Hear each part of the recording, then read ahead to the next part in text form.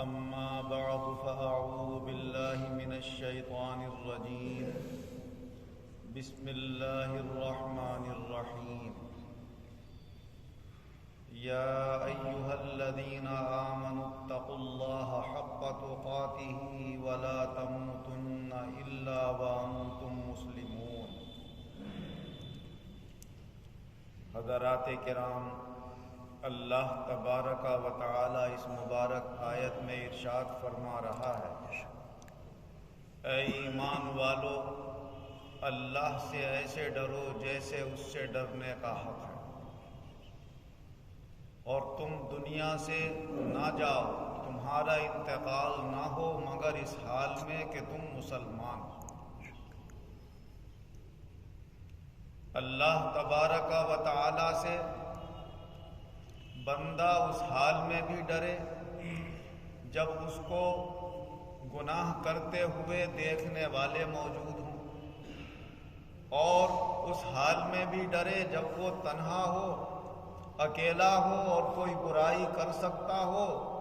تو اللہ کے خوف سے اس برائی کو چھوڑو، کیونکہ اللہ تبارک و تعالی سے کوئی چیز چھپی ہوئی نہیں۔ لا يخفى على الله من شيء في الارض ولا في السماء، کوئی چیز ایسی نہیں ہے زمین و آسمان میں جو اللہ سے چھپی ہوئی ہو، اور جو تنہائی میں بھی اللہ کا خوف رکھتے ہیں، اللہ تبارک و تعالی میدان محشر میں انہیں اپنی رحمت کے سائے میں جگہ عطا فرمائے گا، جب اس کی رحمت کے سائے کے علاوہ کوئی سایہ نہیں ہوگا۔ حضور نبی اکرم صلی اللہ علیہ وسلم ارشاد فرماتے ہیں، وہ لوگ جو قیامت کے دن جب کوئی سایہ نہیں ہوگا اور اللہ کے سائے میں ہوں گے، ان میں سے وہ جوان بھی ہے کہ جب کوئی حیثیت والی عورت، خوبصورت، مال و دولت والی اسے برائی کی طرف بلاتی ہے تو وہ یہ کہتا ہے مجھے اللہ کا خوف، اور اللہ کے ڈر سے وہ اس برائی سے بچا رہتا ہے۔ اور ایک وہ شخص جب تنہائی میں اللہ کی عبادت کرتا ہے تو اس کی آنکھوں سے آنسو جاری ہو جاتے ہیں، اپنے آنسو کسی کو دکھانے والا نہیں ہوتا، بس وہ ہوتا ہے اور اس کا مولا ہوتا ہے۔ اور دنیا میں بھی اللہ تبارک و تعالی لوگوں کے دلوں میں اس کی عظمت و محبت پیدا کر دیتا ہے، چاہے اسے کوئی نیک کام کرنے والا دیکھے یا نہ دیکھے، چاہے اسے خدا سے خوف ہے یا نہیں ہے، کوئی جانے یا نہ جانے، لیکن قدرتی طور سے اللہ تعالیٰ کے بندوں کے دل میں اس کی عظمت و محبت قائم ہو جاتی ہے۔ نام ہے مولوی ریاض الدین صاحب، بڑے نیک آدمی تھے، کیا کبھی کسی نے کوئی نیکی کرتے ہوئے دیکھا؟ نفل نماز پڑھتے ہوئے نہیں دیکھا ہوگا، جیسے سب نمازیں پڑھتے ہیں ایسے وہ بھی پڑھتے تھے سب کے سامنے، جیسے تراویح میں سب قرآن سناتے ہیں وہ بھی سنایا کرتے تھے، جیسے مدرسوں میں سب علماء پڑھاتے ہیں وہ بھی پڑھایا کرتے تھے، جیسے واعظ و نصیحت اور علماء کرتے ہیں وہ بھی کیا کرتے تھے۔ مگر جتنی عظمت و محبت ان کے زمانے میں اللہ نے ان کی لوگوں کے دلوں میں پیدا کی، کیا کسی اور کی تھی اتنی دل میں؟ جو جاننے والے ہیں، پہچاننے والے ہیں، وہ خوب پہچانتے ہیں۔ اور یہ ظاہر جب ہوا کہ جب ان کا انتقال ہوا تو ہزاروں کی تعداد میں لوگوں نے جمع ہو کر ان کی نماز جنازہ میں دور دور سے آ کر شرکت کی۔ نہ کوئی دعوت دینے والا تھا، نہ کوئی انہیں پکارنے والا تھا، نہ ان کی مریدوں کی تعداد اتنی تھی، بس وہ اللہ کی خاطر نیک کام کیا کرتے تھے اور چھپ کر اللہ کی زیادہ عبادت کیا کرتے تھے۔ ساری زندگی کسی نے کبھی تسبیح ہاتھ میں لے کر انہیں تسبیح پڑھتے ہوئے نہیں دیکھا۔ کمرہ بند کر لیا کرتے تھے، کنڈی ڈال لیا کرتے تھے، پھر اندر بیٹھ کر اپنے کمرے میں پھر عبادت کیا کرتے تھے۔ میں نے جھری سے ایک مرتبہ جھانک کر دیکھا تھا تو تسبیح پڑھ رہے تھے، اور جب میں نے دروازہ کھٹکھٹایا تو پہلے تسبیح اپنی جیب میں چھپائی اور ایسے ہو گئے جیسے ہم کچھ نہیں کر رہے، اور پھر دروازہ کھولا اور ملاقات کی، آئیے صاحب بیٹھیے، اور نصیحت میں اور چائے لاؤ، آئے چائے پیو، کرو اس میں۔ تو سامنے عام لوگوں جیسی بات ہے، جیسے کہ حضور صلی اللہ علیہ وسلم کے صحابہ کرام فرماتے ہیں کہ ہم حضور صلی اللہ علیہ وسلم کے سامنے بھی اور آپس میں بھی کبھی کبھی ہنسی دل لگی کی بات بھی کر لیا کرتے تھے، ایک دوسرے سے ہنستے ہنساتے بھی تھے، دنیا کے کاموں کی باتیں بھی کیا کرتے تھے، مگر جب تنہائی میں ہم لوگ جاتے تھے تو بس ہم ہوتے تھے اور ہمارا مولا ہوتا تھا۔ اس وقت ایک ایک صحابی اپنے وقت کا بہت بڑا اللہ کا ولی اور اللہ کے دربار کا بہت مقبول بندہ ہوتا تھا، تو دنیا والوں کو وہ دکھاتے تھے۔ حضرت عمر رضی اللہ عنہ کے زمانے کا وہ واقعہ مشہور ہے کہ حضرت عمر رضی اللہ عنہ خلیفۃ المسلمین رات کو مدینہ منورہ میں گشت لگایا کرتے تھے، پہرا دیا کرتے تھے کہ کون کیا کر رہا ہے، کون کس اچھائی کا کام کر رہا ہے، کون کیا برائی کا کر رہا ہے، سب کے گھروں کا باہر کا جائزہ لیتے رہتے تھے، کسی کو کوئی نقصان نہ پہنچ جائے، کوئی چور نہ آ جائے، کوئی اور تکلیف دہ چیز نہ آ جائے۔ اچانک فجر سے کچھ پہلے ایک گھر میں سے کچھ آواز آ رہی ہے، دو عورتوں کے باتیں کرنے کی۔ آپ اس گھر کے قریب جا کر کھڑے ہوئے تو ایک عورت اپنی بیٹی سے کہہ رہی ہے کہ بیٹی اس سے پہلے کہ دودھ خریدنے والے آ جائیں جلدی سے دودھ دو کے دودھ میں پانی ملا دو۔ تو بیٹی کہہ رہی ہے اے اماں جان، آپ کو معلوم نہیں خلیفۃ المسلمین حضرت عمر رضی اللہ عنہ نے یہ اعلان کرا دیا ہے کہ کوئی بھی دودھ میں پانی نہ ملائے، بغیر پانی ملایا ہوا دودھ فروخت کریں۔ تو ماں بولی ارے بیٹی، حضرت عمر کو یہاں موجود تھوڑی ہیں، تو دیکھ تھوڑی رہے، چپکے سے تھوڑا سا پانی ملا دے گی تو کیا پتہ چلے گا۔ تو بیٹی کہنے لگی کہ اگر خلیفۃ المسلمین نہیں دیکھ رہے ہیں تو کیا ہوا، اللہ تعالیٰ تو دیکھ رہا ہے، اللہ نے ہمیں حکم دیا ہے کہ اپنے خلیفہ کا کہنا مانو، اگر ہم نے کہنا نہ مانا تو ہم اللہ کو کیا جواب دیں۔ حضرت عمر رضی اللہ عنہ یہ بات سن کر بڑے خوش ہوئے، گھر تشریف لے گئے اور اپنے بیٹے سے کہا بھائی بیٹے ہم تمہارے لیے ایک بڑی نیک بیوی لے کر آئے، اور جا کر اپنے بیٹے کا رشتہ اس گھر میں۔ تو ایک ادنا عورت دودھ بیچنے والی، اور کہاں خلیفۃ المسلمین امیر المومنین مسلمانوں کے وہ رعب والے بادشاہ کہ جن کے نام سے دنیا کانپتی تھی، وہ اپنے بیٹے کا رشتہ لے کر آ رہے ہیں کس بنیاد پر کہ وہ بچی اللہ سے ڈرنے والی ہے۔ تو جو اللہ سے ڈرنے والے ہوتے ہیں اللہ تعالیٰ انہیں دنیا میں بھی کامیابی دیتا ہے اور انہیں آخرت میں بھی کامیابی دیتا ہے۔ اب ایسے بہت سارے مواقع ہماری اور آپ کی زندگیوں میں آتے ہیں کہ ہم اگر چاہیں تو تنہائی سے موقع سے فائدہ بھی اٹھا سکتے ہیں، اور اگر اللہ کا ڈر دل میں آ جائے تو اس برائی سے اپنے آپ کو بچا بھی سکتے ہیں۔ جیسے کبھی کبھی کوئی گری پڑی چیز ہمیں مل جاتی ہے،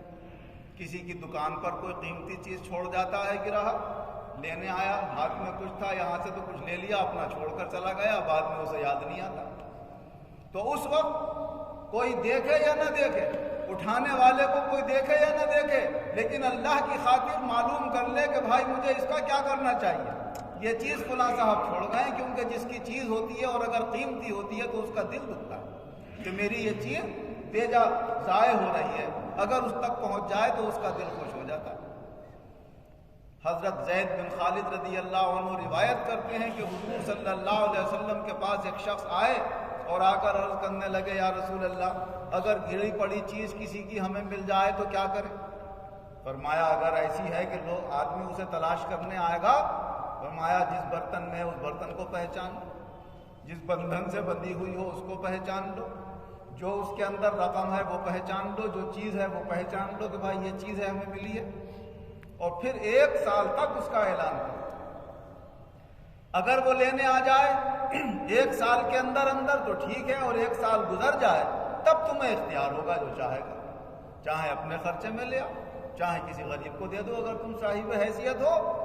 لیکن 1 سال کے بعد پھر تمہاری کوئی ذمہ داری نہیں رہے گی اس کے دینے کی۔ بھائی 1 سال تک ہم نے اعلان کیا، تمہارا انتظار کیا، تم نہیں آئے، ہم نے وہ چیز ختم کر دی، کسی کو دے دی یا اپنے کام میں لے لی۔ لیکن اگر 1 سال سے پہلے اپنے استعمال میں لے لی اور پھر وہ شخص آ گیا تو پھر ہماری ذمہ داری بنتی ہے، ہمارا اخلاقی فرض بنتا ہے کہ ہم اس کی چیز واپس کریں۔ پہلے زمانے میں حضور صلی اللہ علیہ وسلم نے فرمایا کہ جو ایسی جگہیں ہوں جہاں پر لوگ جمع ہوتے ہیں، مسجد میں سے نکل کے دروازے پہ کھڑا ہو کر اعلان کریں کہ بھائی مجھے یہ چیز ملی ہے، جس کی ہے وہ اپنی پہچان بتا دے، اس کی چیز کتنی ہے، کیا چیز ہے، کس چیز میں ہے، بٹوے میں ہے یا بٹویا میں ہے، کائے میں ہے، اگر وہ پہچان بتا دیتا ہے تو اس کی دے دینا چاہیے، اور لوگوں سے بھی کہتے۔ اور اس زمانے میں تو لوگوں تک خبریں پہنچانے کے ذریعے بڑے آسان ہو گئے، موبائل ایسا چل گیا ہے کہ اس کے اوپر ڈال دو، پھر یہ بھیج دو، بھائی یہ چیز اس طرح کی مجھے ملی ہے، میرا پتہ یہ ہے، میرا فون نمبر یہ ہے، جن صاحب کی ہو وہ اس پتے پر آ کر مجھ سے حاصل کر لیں، اپنی پہچان بتا کر حاصل کر لیں، اور اس میں یہ ڈال دے بھائی، اسے آگے بھی پہنچا دو۔ تو لوگ ہمدردی میں ایسا پہنچا دیں گے کہ شاید ہی کوئی بچے گا جس تک وہ بات نہیں پہنچ پائے۔ تو بڑا آسان ہو گیا آج لوگوں کو یہ خبر کرنا کہ اگر کسی کو کسی کی پڑی ہوئی چیز مل جاتی ہے یا کسی کے پاس رہ جاتی ہے تو اس تک وہ آسانی سے پہنچ سکتی ہے۔ کیونکہ بعض وقت آدمی یہ بھی سوچتا ہے پتہ نہیں کس کی دکان پہ رہ گئی، پتہ نہیں کہاں گر گئی ہوں، میں کئی جگہ بیٹھا تھا، میں کئی راستوں سے گزرا تھا، اب میں کہاں تلاش کرنے جاؤں اسے۔ تو اگر اللہ اس کے دل میں ڈال دے، جیسے موبائل مل جائے کسی کا، یا اور کوئی سامان مل جائے کسی کو، یا بڑی رقم مل جائے اتنی کہ اسے تلاش کرنے نکلے گا، تو اسے خبر پہنچا دینا چاہیے۔ اور اگر کوئی معمولی چیز ہے، 150 روپے آج کل پڑے مل جاتے ہیں، تو کون ڈھونڈنے نکلتا ہے انہیں؟ 10-20 روپے مل جاتے ہیں، کون تلاش کرنے نکلتا؟ آ گیا ٹھیک ہے دے دو اسے، خرچ بھی کر لو گے تو اتنی رقم ہے کہ اپنے پاس سے دے دو گے اسے۔ لیکن اگر کسی کے 500 روپے، 1000 روپے، 50,000، لاکھ اتنے مل گئے تو پھر آدمی تلاش کرنے نکلے گا اور اس کا دل دکھے گا۔ اور یا اتنی قیمت کی کوئی چیز ہو، 1000 روپے کی یا 1200 کی یا 500 کی یا 600 کی، جیسے غریب عورتیں ہیں بیچاری، اس دکان سے سوٹ لیا، دوسری دکان پر جا کر بیٹھی، اپنا چھوڑ کے چلی گئی، نہ لیا نہ کچھ لیا۔ عورتوں کا دماغ تو ایسے ہی ہوتا ہے، کبھی کبھی بچے بھی چھوڑ دیتی ہیں اور اعلان ہو رہے ہوتے ہیں کہ ارے بھائی بچہ کس کا ہے یہ، تو اس لحاظ سے اللہ جس کے دل میں اپنا خوف پیدا کر دے گا وہ کسی کے مال کے اوپر نظر نہیں رکھے گا، اور وہ یہی کوشش کرے گا یہ سوچ کر کہ اگر یہ چیز میری گم تھی تو مجھے تکلیف ہوتی، ایسے ہی دوسرے کی گمی ہے تو اس کو بھی تکلیف ہوتی۔ حضور نبی اکرم صلی اللہ علیہ وسلم ارشاد فرماتے ہیں کہ اگر کسی کی گری پڑی چیز اٹھانے کے بعد کوئی اعلان نہیں کرتا ہے تو یہ سمجھ لو وہ چیز تو گمی ہوئی ہے مگر یہ بھی گما ہوا ہے، ضال یعنی گمراہ ہے، حق کے راستے سے ہٹا ہوا ہے۔ اگر حق کے راستے کے اوپر ہوتا تو پھر لوگوں کو بتانے کی کوشش کرتا اور اس کا اعلان کرنے کی کوشش کرتا۔ البتہ ایک جگہ ایسی ہے مکہ مکرمہ حرم کہ وہاں پر اگر کسی کی کوئی پڑی ہوئی چیز دکھے تو وہاں پر اٹھانا نہیں چاہیے، وہاں تو پڑا ہی رہنے دینا چاہیے اسے۔ اگر اس کا مالک آئے گا اٹھا لے گا ٹھیک ہے، نہیں اٹھائے گا تو وہاں پر اٹھانے کی منع دی ہے۔ حضور صلی اللہ علیہ وسلم نے حرم کے اندر سے گری پڑی چیزیں اٹھانے سے منع فرمایا۔ البتہ ایک حدیث پاک میں حضور صلی اللہ علیہ وسلم نے یہ فرمایا کہ اگر کوئی ایسی معمولی چیز ہے، جیسے کوئی باندھنے کے لیے رسی کی ضرورت ہوتی ہے، وہ پڑی مل جاتی ہے سڑک کے اوپر، یا اور ایسی کوئی چیز، اب تو افراط ہے ان چیزوں کی کہ آدمی اپنا سامان کھولتا ہے تو رسی کے ٹکڑے اور پلاسٹک کی باندھنے کے سامان کے ٹکڑے ایسی پھینک دیتا ہے، تھیلیاں ایسی پڑی ہوتی ہیں۔ پہلے ان چیزوں کی اتنی افراط نہیں تھی تو اس کی بھی ایک اہمیت مانی جاتی تھی، مگر پھر بھی یہ تھا کہ ایسی چیزیں ہیں کہ انہیں آدمی اپنے استعمال میں اٹھا کر سکتا ہے اور اس کے اعلان وغیرہ کرنے کی بھی کوئی ضرورت نہیں ہے جو معمولی چیزیں۔ تو یہ تمام باتیں قرآن و حدیث کی روشنی میں ہم سیکھیں۔ حضور صلی اللہ علیہ وسلم سے ایک شخص عرض کرنے لگے یا رسول اللہ اگر بکری کسی کی گم جائے اور ہمیں کہیں مل جائے تو فرمایا پکڑ لو اسے، تم نہیں پکڑو گے تو تمہارا کوئی بھائی پکڑ لے گا، وہ نہیں پکڑے گا تو بھیڑیا کھا جائے گا، لے آؤ، اگر اس کا مالک آ جائے گا تو ٹھیک ہے ورنہ تمہارے کام میں آ جائے گی۔ یا رسول اللہ اونٹ کسی کا گم جائے اور وہ ہمیں مل جائے، فرمایا اونٹ سے مت بولو، وہ تو اپنا کام خود کر لیتا ہے، پیڑوں کے اوپر منہ ڈالے گا اپنا کھانا کھا لے گا، جہاں پانی دکھے گا پانی پی لے گا، اس کے اوپر نہ بھیڑیا حملہ کرے نہ چھوٹا موٹا جانور حملہ کرے۔ ہاں کوئی بڑے جنگل ہوں گے وہاں پر شیر وغیرہ ہوں گے تو اس کی بات الگ ہے، لیکن عام طور سے چھوٹی موٹی جگہوں پر یہ چیزیں نہیں ہوتی تھیں۔ تو حضور صلی اللہ علیہ وسلم نے فرمایا اونٹ کو مت پکڑنا، اس کا مالک تو ڈھونڈتے ڈھونڈتے خود پہنچے گا تو پہنچ جائے گا، ورنہ جب تک نہیں پہنچے گا جب تک وہ اپنی ضرورت خود پوری کرتا رہے گا۔ تو ان مبارک حدیثوں کی روشنی میں ہمیں کون سی چیز پڑی ہوئی ملی ہے، کیسے آدمی اس کو تلاش کرنے نکلے گا یا نہیں نکلے گا، یہ ہر آدمی اپنے سلیم علم رکھتا ہے۔ اللہ تعالی ہم سب کے دلوں میں اپنا خوف پیدا فرمائے اور جن کے حقوق ہیں انہیں صحیح طریقے سے ہمیں ادا کرنے کی توفیق عطا فرمائے، اور ہم سے کبھی کبھی کوتاہی ہوئی ہو تو اللہ اپنی رحمت سے اسے معاف فرمائے اور ان سے بھی معاف فرمائے۔ الحمد للہ رب العالمین والعاقبۃ للمتقین